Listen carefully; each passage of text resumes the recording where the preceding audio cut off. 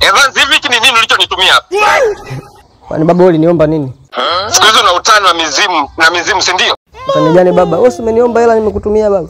Evans, unanitumia 600. Allah. Sasa baba usiniomba hela ya soda. Nilikuomba hela ya soda ndio unanitumia 600. Kwani baba soda inauzwa shilingi ngapi? 600.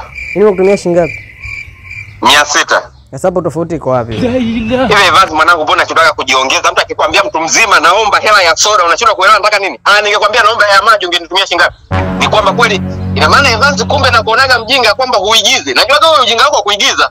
Hamna baba. Yaani wewe ungeniomba hela ya maji mimi ningekutumia buku. Sasa hapo uniomba hela ya soda ndio maana unatumia 600. Au ulikuwa unataka soda ya take away? Hii ni maana. Kweli mimi siku zote naongeaga na mamako naambia Evans anajifanyisha mjinga. Kumbe ujifanyishaje mwanangu? Kila siku nasema hapo mjinga unafanya kazi.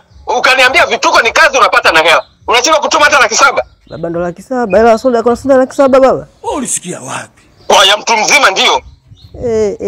Baba hata bia hamna bia 700. Umeona uchezee mizimu. Hata mwanamke kuambia sina mnaitoga baby. Baby nitumie shilingi 1000. Unatumaga 1000. Wewe ulisikia wapi? Kwani baba wewe ni mwanamke? Umeamua unitukane. Haya. Mwanamke akikomba hela soda unampa shilingi ngapi? Namtumia hata laki. Fatuma wewe. Mimi ni mwanamke. Mbao. Sasa. Basi baba nirudishie 600 yangu. Haki ambuke ni mambo kali. Wewe ni parangui.